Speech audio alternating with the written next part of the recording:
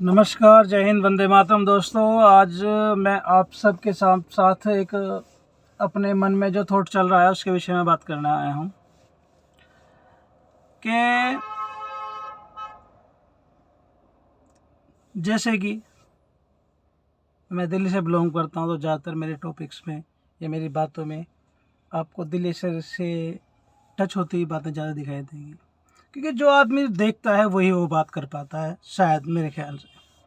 और जो वो नहीं देखता, जो महसूस करता है, उसके लिए वो कम बातें कर पाता है, क्योंकि उसके लिए उसे आंकड़े इकट्ठे करने पड़ते हैं इधर उधर से, और जो कि आंकड़े शायद सही भी हो सकते हैं, गलत भी हो सकते हैं। इसलिए वो जो बातें वो खुद देख पा रहा है उसे वह पूर्णतः सत्याधार पे मान के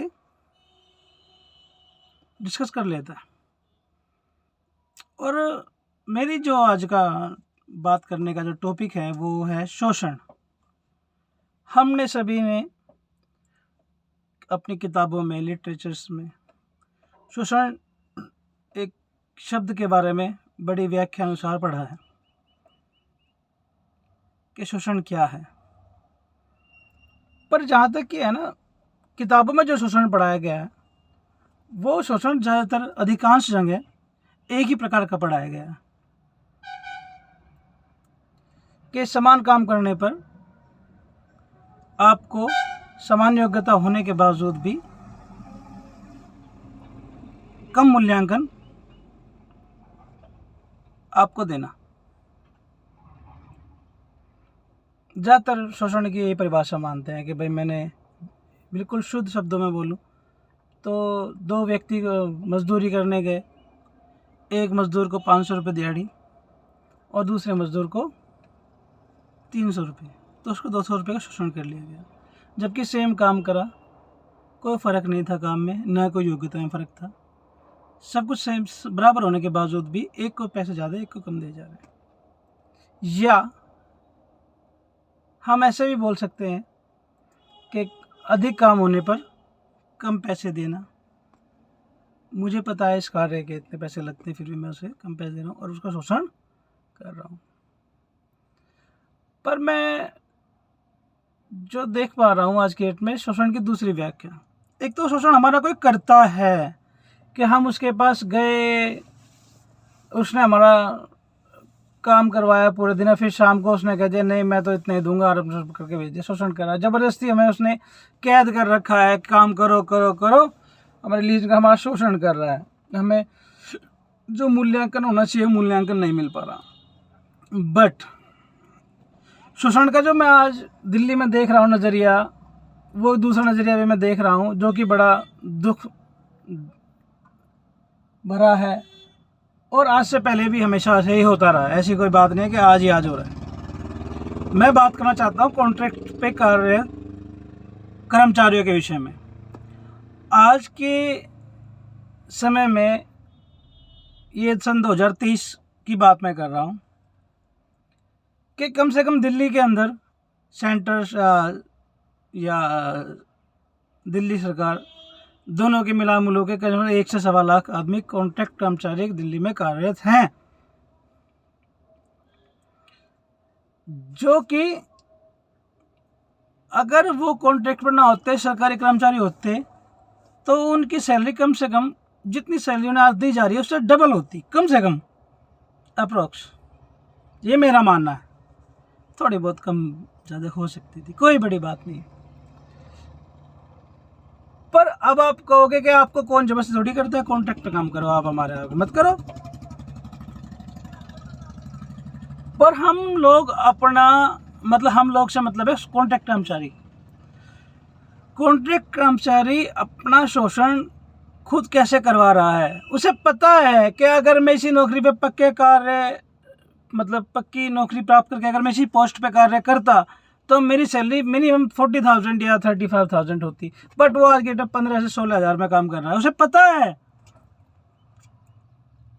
पर पता होने के बावजूद भी वो कार्य आपके पास करता है, क्योंकि वह अपना शोषण खुद करा रहा है आपसे कि मेरा शोषण करो। अब उसके पीछे उसकी मजबूरी है। आदमी अपना शोषण खुद कब करवाता है? एक तो होता है कि शोषण भाई कोई कर रहा है, ज़बरदस्ती आपको कब्जा कर रखा है उसने, आपके आपके आपके मतलब बाहर जाने नहीं देता, आपके घर में कैद कर रखा है, आपको ज़बरदस्ती काम करवाता है। पर हम तो उनके पास जा रहे हैं, काम कर रहे हैं, और हमें पता है कि वो हमें मजबूर नहीं कर रहा। वो तो कह रहा है कल से मत आना, मर्जी आपकी, पर आप फिर भी जा रहे हो, क्योंकि आप मजबूर हो अपना शोषण कराने के लिए। इस बात का फ़ायदा हमारी सरकारें उठा रही हैं, आपको विकास बता के। अब उदाहरण दिल्ली सरकार का ले लो आप। एक तरफ वो बसों में लेडीज़ फ्री पास देता है, दूसरी तरफ वह बिजली में आपको छूट देता है 200 यूनिट फ्री, तीसरी तरफ वो आपको कहता है भाई साहब आपका पानी भी फ्री। मेरे पास क्या, दिल्ली के पास, मेरे पास मतलब दिल्ली के पास क्या तेल के कुएं हैं क्या?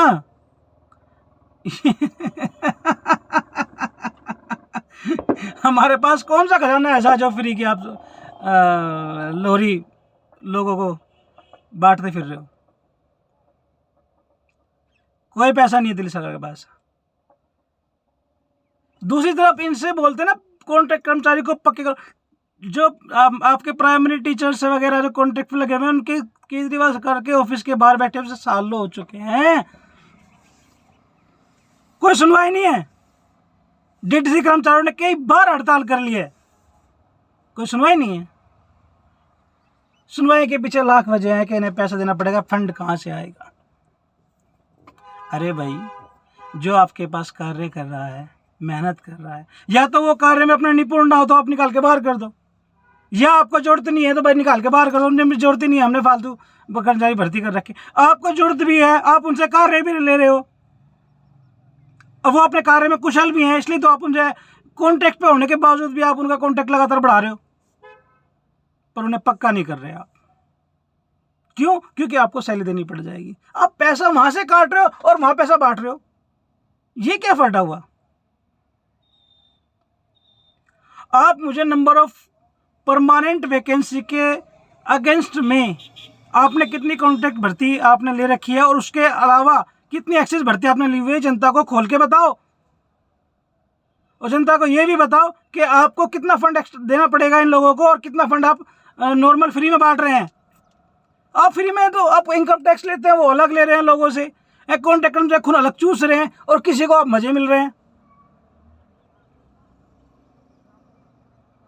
गलत है, सबको पता है गलत है, मैं अकेला ही नहीं हूँ, मुझे पता है गलत है, बट मैं बोल रहा हूँ, विचार रख रहा हूँ अपने। हर कोई विचार नहीं रखता, क्योंकि ज़्यादातर लोग क्या सोचते हैं, छोड़ना है यार, अपना टाइम कट रहा है, कटने दे। सच बता रहा हूँ मैं, ये गलत है।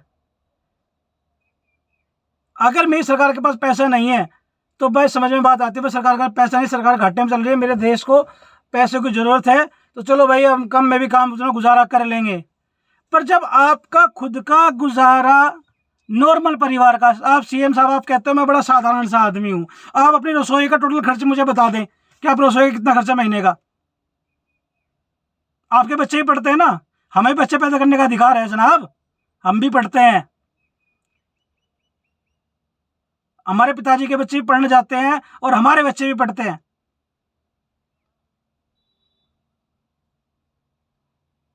इसका मतलब दूसरा है, क्या मतलब? मेरे पिताजी का बच्चा मैं पढ़ाई भी करता हूँ, नौकरी भी करता हूँ, और दूसरी बात का मतलब यह है कि मेरे बच्चे भी पढ़ने जाते हैं, मुझे पढ़ना भी है, नौकरी भी करनी है, और मेरे बच्चों को भी पढ़ाना है। आप इतना समझते हैं, नहीं समझते? आज के डेट में हम सारे घर में मिला के भी ना अपने घर का खर्चा बड़ी मुश्किल निकाल पाते हैं, क्योंकि हमारा मेन फोकस है पेट भरना और बच्चों को पढ़ाना। हमें कोई वीआईपी लग्जरी फ्लाइट नहीं चाहिए। आप बस पब्लिक को ये बता दो, जितने भी साधारण न्यूज़ चैनल है उन पे एक छोटा सा आर्टिकल दे दो, या कोई सा भी आप किसी भी माध्यम से, आप सरकार के माध्यम से बता दो हम लोगों को आपका रसोई खर्च मात्र कितने में चल जाता है। आप साधारण आदमी कहते हो ना अपने आपको, चप्पल पहने घूमते हो, शर्ट भी नॉर्मल पहन के बाहर निकालते हो, नॉर्मल एक जोड़ी प्रेस के कपड़े भी कराने जाते हो, 10 रुपये लेता है वो।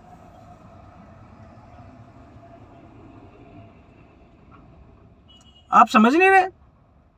कॉन्ट्रैक्ट कर्मचारी बेचारा 10-15 हज़ार में काम कर रहा है, आप उधर फ्री के रेवड़े बांट रहे हो। अरे मुझे कोई फ्री से मतलब नहीं है, फ्री आप बांटो। घर में बच्चों को रोटी नहीं है, आप भंडारा बाहर लगा रहे हो।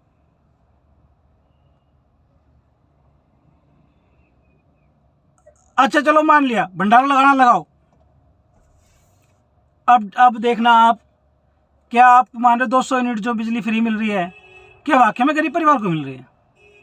क्या बिजली चलो मान लिया आप पानी का, आप कहते हो कि वाटर सेविंग होती है इससे, कि हमारे छोटे लोग को कंजम्पशन कम करने की कोशिश करते हैं, वाटर हमारा बचता है। अरे हमें आप ये बता दो कि दिल्ली सरकार को आप प्रॉफिट में दिखाते हो, दिखा लो, सारी चीज़ बता लो, पूरी छूट है, जो आपको करना करते रहो, पर मुझे बस सीधा कॉन्सेप्ट मुझे क्लियर कर दो प्लीज़। एक कॉन्सेप्ट क्लियर कर दो कि आप कॉन्ट्रैक्ट कर्मचारी को पक्के नहीं कर सकते, क्योंकि आपको परमानेंट आपको सैलरी देनी पड़ेगी, बट उधर आप फ्री में पैसा दे पा रहे हो। वो फंड क्या कॉन्ट्रैक्ट कर्मचारी को जो मेहनत आपके यहाँ के कर रहा है, क्या आप उसे नहीं दे सकते?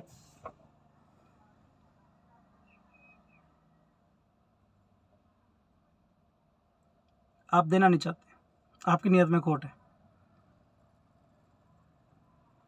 आपकी नीयत में खोट है।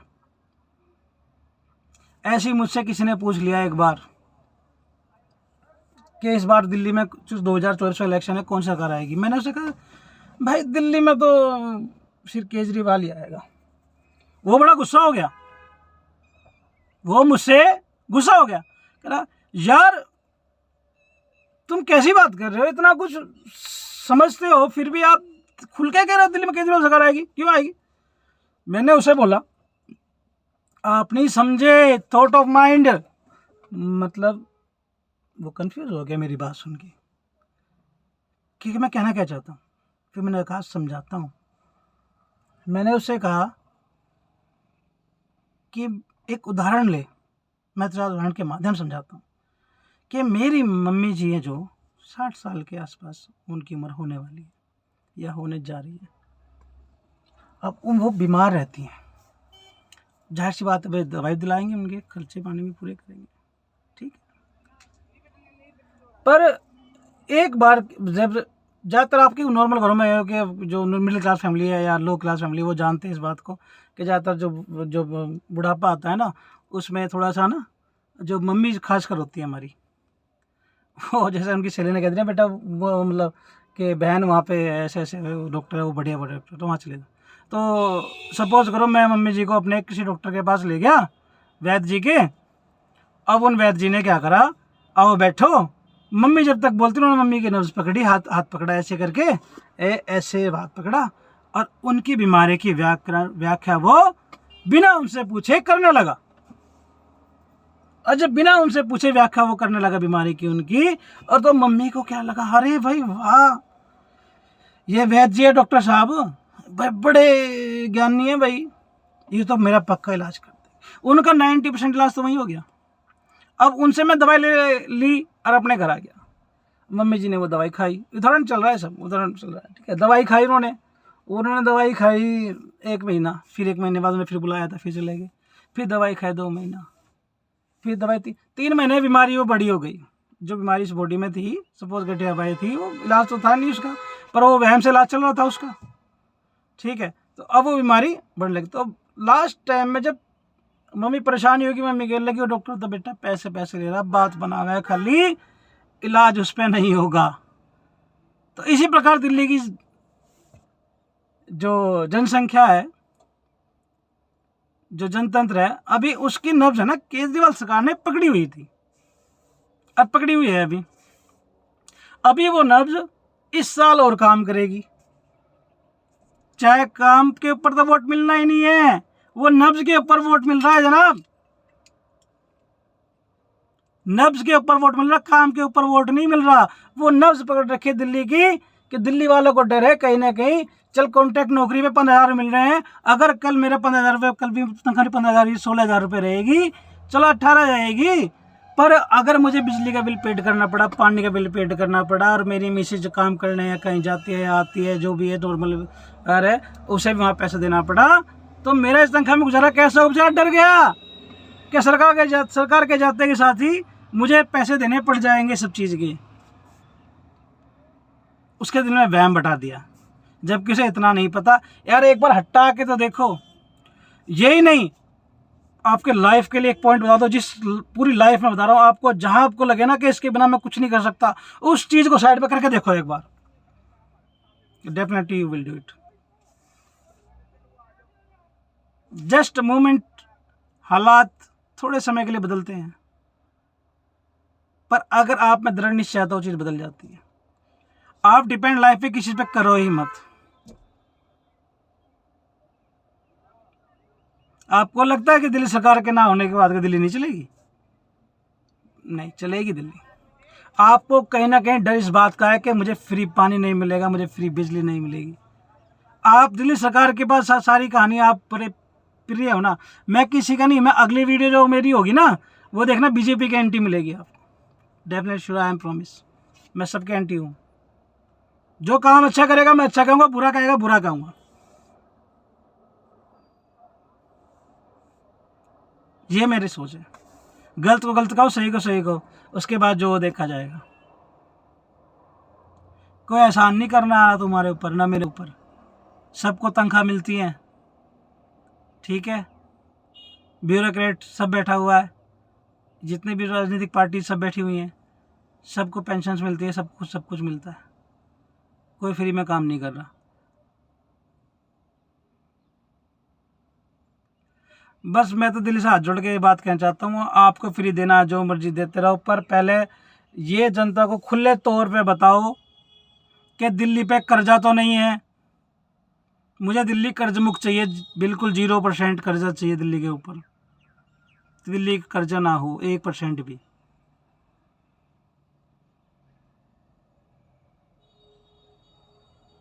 अब दिल्ली में ये मत कहने लग जाना कि डिपार्टमेंट मेरे अंदर नहीं आता, इस एमसीडी के अंदर आता है, ये उसके अंदर आता है, ये उसके अंदर आता है। ऐसा नहीं, जो दिल्ली राजधानी है देश की, मुझे इतना पता भारत के अंदर दिल्ली आता है। अगर आप लोगों में इतनी योग्यता नहीं है ना कि दिल्ली को मिलकर चला सको, तो रहने दो, बस हाथ जुड़वा लो, बस हाथ जुड़वा लो। वर्ल्ड की फर्स्ट हम जनसंख्या होने वाले हैं पूरे वर्ल्ड की। इकोनॉमी 5th पोजीशन में पहुंच चुकी है हमारी। बस जो बताया गया है, अब हकीकत में आंकड़े तो आपको ही पता होंगे, क्योंकि मीडिया आप किस तरह चलता है आपको भली बात ही पता है। आंकड़ों में किस तरह खेलते खालते हैं ना, वो सब पता है आपको। हमें तो 5th बताई गई है तो हम 5th ही बोल लेंगे।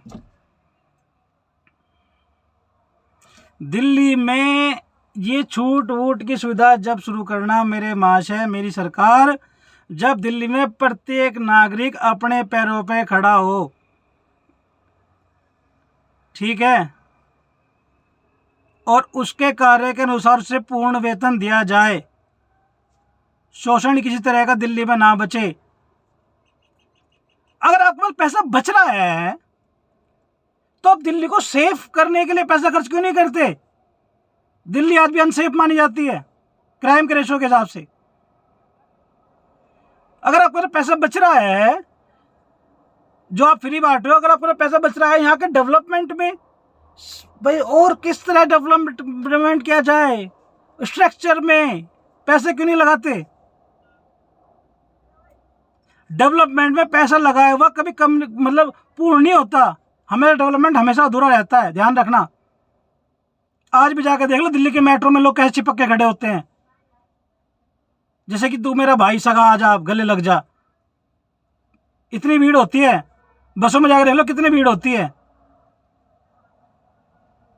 और बात है पोल्यूशन लेवल की, कितना कंट्रोल से बाहर है आपके।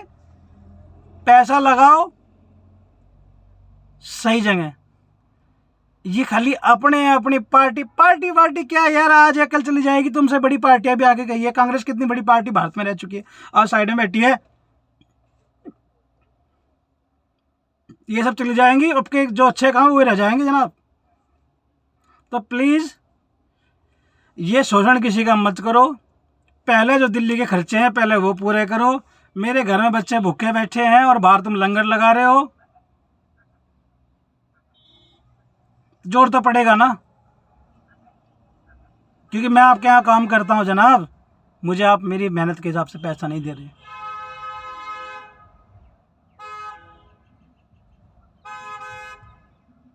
एक आम रसोई खर्चा रखा, अगर आपको ना पता हो जी माशे साहब, सरकार चलाने वाले साहब, ठीक है, मैं आपका नाम लेके नहीं बोल लूँगा, क्योंकि नाम लेना होता है किसी का अटैचमेंट करना। मैं किसी तुम्हारा ऐड नहीं कर रहा।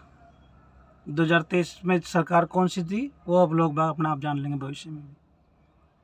पहले दिल्ली के खर्चे जितने भी हैं पूर्ण करो, उसके बाद ये फ्री की स्कीम लाना। जितने आपकी परमानेंट पोस्ट हैं उन पे कॉन्ट्रैक्ट कर्मचारी कार्यरत नहीं होने चाहिए एक भी। हमारे पता नहीं सर किस तरह से हमारा देश चल रहा है, पता समझ में नहीं आती। सब आरआर बना हुआ है, सब मैनुअल बना हुआ है, सब एसओपीज बनी हुई है, उसके बावजूद इतनी अनदेखी की जाती है ना, जिसकी हद भी पार है। होम गार्ड जितने भी हैं आधा जा तो पानी पिलाने के लिए लगा रखे हैं सेवा में, और सिविल डिफेंस ने तो हद ही कर दी है। एक बात बताऊं आपको, आपने अपने स्वार्थ के अनुसार जिसे बस स्वार्थ देखा आपने, उस जिसे भी जो भी मतलब ढाल सकते थे आपने ढाल दिया है उसे। मैं सिविल डिफेंस वाले से बात कर रहा था, उससे बोला मगर तुम्हारी सबसे बड़ी दुर्गति है, बता रहा हूं मैं आज, सबसे बड़ी दुर्गति तुम लोगों की हो रही है। वो कह रहा कैसे? मैंने कहा मगर तुम सिविल डिफेंस में नौकरी कर रहे हो, तुम्हें 3-3 महीने कॉन्ट्रैक्ट देके आप डीसी में भेज देते हैं, कभी किसी ऑफिस में भेज देते हैं ना। अब आपको एम्प्लॉयमेंट में दिखा दिया कि आपको रोजगार दे रखा है। ये रोजगार आपका क्या सेफ रोजगार है आपका ये, जिसमें आप कोई भी आप लॉन्ग टर्म में आप परिवार के लिए अपने लिए प्लान कर सकते हो? अगर नहीं, मगर ना तो आप रोजगार आपके पास है, ना आप बेरोजगार हो, ना आपको पैसा इतना मिल रहा है कि आप अपने स्टैंडर्ड ऑफ लेवल सुधार सको। ये इसे एम्प्लॉयमेंट कहते हैं आप। और करते क्या? गुलामी करते हैं लोग बात। क्यों गुलामी करते हैं? इसका कारण है गुलामी करने का, क्यों डर रहता है कहीं ना कहीं कि अगर मैंने इस अफसर की बात मानी कल ही मुझे भगा देगा लात मार के। इतने अनएम्प्लॉयड पड़े, इतने एम्प्लॉयड पड़े, एक को भगाएगा 10 आगे खड़े जाते हैं। पर कोई सरकार से सवाल नहीं मांगता, क्योंकि मुझे तो 3 महीने के लिए बैठ गया ना, मुझे 3 महीने की सैलरी मिल जाएगी 20,000 महीना, बाय बाय, मजा आ गया। गलत है भाई। दिल्ली सरकार से मेरा हाथ जोड़कर निवेदन है, किसी का शोषण मत करो, और कोई अपना शोषण तुमसे करवाए इसलिए सब मजबूर मत करो। ये भी एक पाप है कि मैं किसी को मजबूर कर रहा हूँ कि वो अपना शोषण मेरे साथ खुद करा ले। जिस तरह शोषण किसी एक करना पाप है, इस तरह ये भी पाप है कि कोई शोषण कराने के लिए आपसे मजबूर हो रहा है।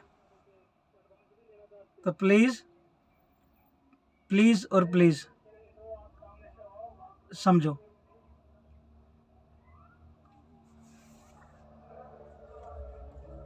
पहले सब मिलके दिल्ली को ना, दिल्ली के खर्चे जो हैं इसके वो दो, ये फ्री का ये ना तांडव, ये चला लेना बाद में, पर पहले खर्चे तो पूरे करो। ठीक है, पहले खर्चे पूरे करो। आज भी मेरे यहाँ पता है एमसीडी के कर्मचारी आते हैं ना भाई साहब, नाली निकालते हैं, गली में कूड़ा निकाल नाली का काट के रख देते हैं।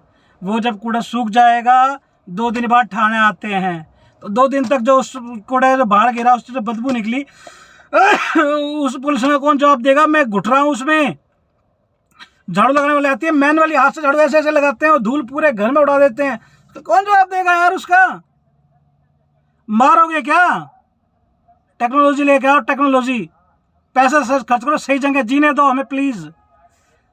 अगर बाइक पे मैं 15 मिनट निकल जाता हूँ ना कहीं पे, तो हाथ ऐसे काले हो जाते हैं, काले, चेहरे पे तो मैल ऐसे उतरता है, ऐसे उतरता है ऐसे। ये तो अभी तो नहीं है कि गाड़ी में बैठा हूँ भाई।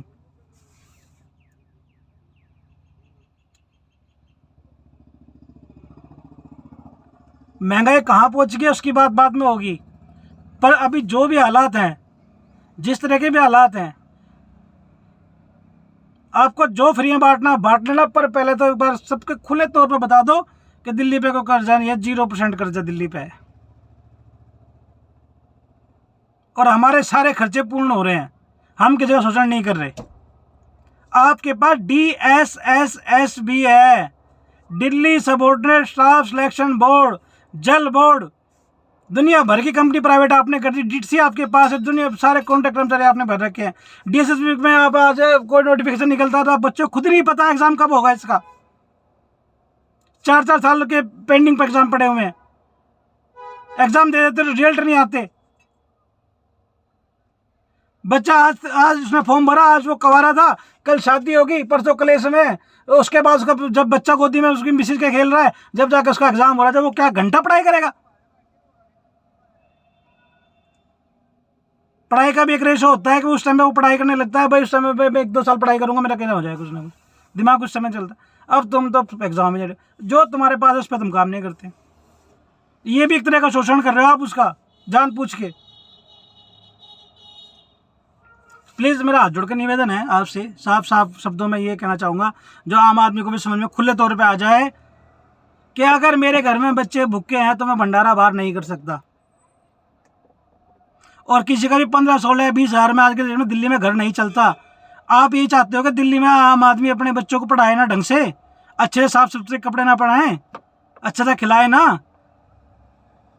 बता दो ऐसी चीज, दिल कर रहा था आपका। कितना टाइम चाहिए आपको, कितना टाइम चाहिए ये बता दो ना फिर, मेरी डिमांड पूरी करने के लिए। अगर आपको कॉन्ट्रैक्ट कर्मचारी चाहिए ही नहीं तो मत लो ना, मत लो। सॉरी, अगर गुस्सा ज्यादा हो गया हूं तो, पर गुस्सा मेरा जायज है, मुझे पता है।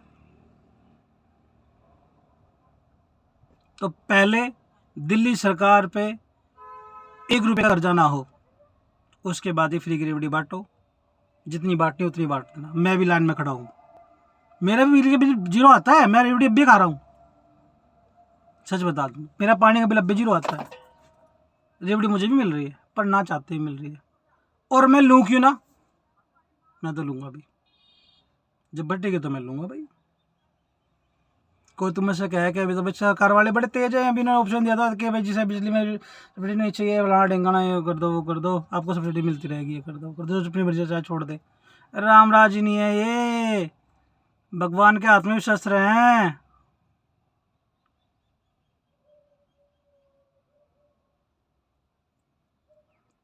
ठीक है, तो भाई साहब मैं बस ये कुछ नहीं लंबी चौड़ी बातें बना रहा, बातें कहीं से कहीं निकल जाती हैं, जब चर्चा करते बैठ जाते हैं तो बातें शुरू कहीं से होती हैं, ख़त्म कहीं जाकर होती हैं।